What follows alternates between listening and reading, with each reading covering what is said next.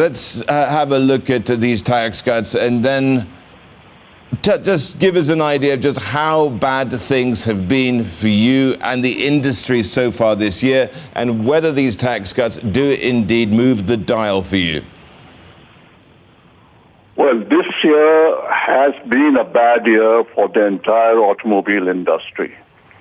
And we were in a slowdown from last year itself, but that was a normal cyclical slowdown which happens roughly every 5 years.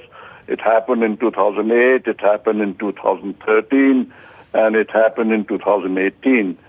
But this year, unfortunately, what happened was that in 2019, a number of cost increases due to regulatory changes, tax increases, all came together. And that made the slowdown much worse. And the industry has come down by around 22%.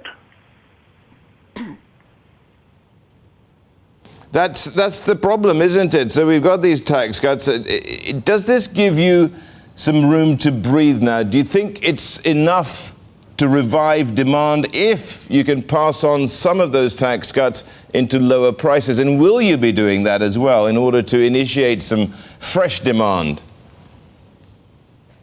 So the tax cut which has happened has more than one implication. Partly, it has a very positive effect on the sentiment in the country itself and therefore amongst the consumers. As we have seen in 2 days, the Sensex went up by a record around 3,000 points.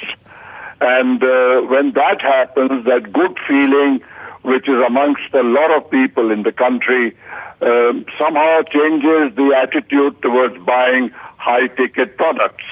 That's one factor which I think is going to be in our favor. The second is that some price cuts and extra promotional measures or something of that kind will probably be done by most companies because of the extra money available.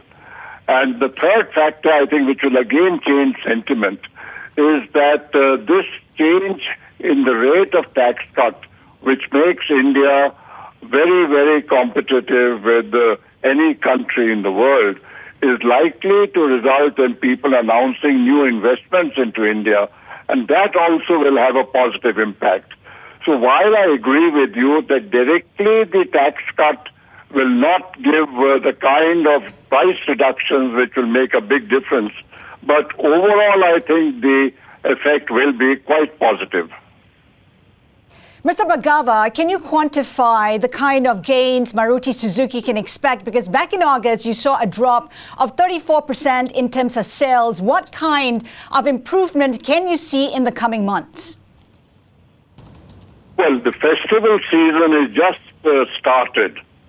And so far, the number of bookings and the footfalls in the showrooms have gone up quite substantially. Part, of course, it is because Maruti Suzuki, like most other car companies in India, has put a large number of promotions in the field, and they give quite substantial benefits in financial terms to buyers of cars. We have a promotion running till the end of this month. So as a result of that, we expect that the retail sales this month will go up significantly over last month, maybe up to 20% higher than last month.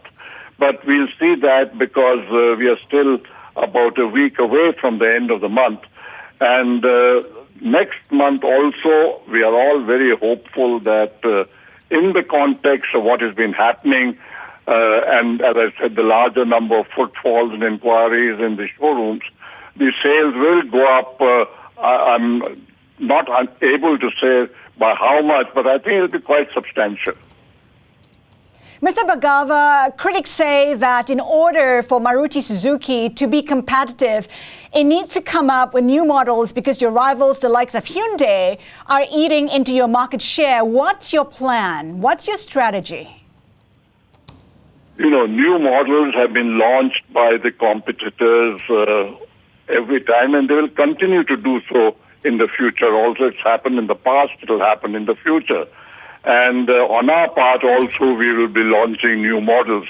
So I think this is part of the normal business practices of all car companies, because without launching new models, there's no way any car company can survive for long in the country.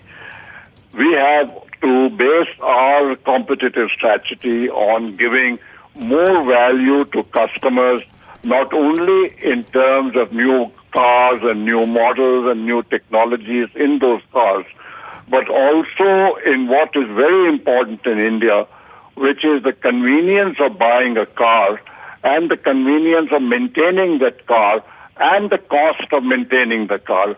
I think we have an enormous advantage over other manufacturers in terms of our reach in the sales and after-sales area and the availability of spare parts at a reasonable cost.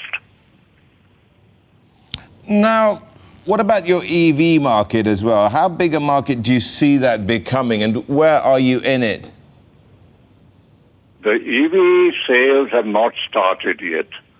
And what is happening in the country is a very limited EV cars, because the only buyer at the moment is the government, which has placed an order for some numbers of cars for government officers. And the vehicle aggregators made an experiment with electric cars. But as far as private buying is concerned, I don't think the government or the car companies expect that in the next 2 or 3 years there will be any real buying of electric vehicles by cars. The reason is the affordability of electric cars in India is just not there, especially for the small cars. Batteries Bhargava are Sahab. still too expensive. Yeah. Bhargava Sahab, that's just the point, isn't it? They are expensive. Many other countries, to get people to buy these vehicles, have instituted subsidies or incentive schemes. Do you think that the government there should be doing the same? No, it won't. You can't sustain buying of electric cars on any large numbers by giving various kinds of subsidies and incentives, because then the cost becomes too much and the government has so many other commitments for its resources that it will not be acceptable politically, I think, that a very large amount of money should be given for cars.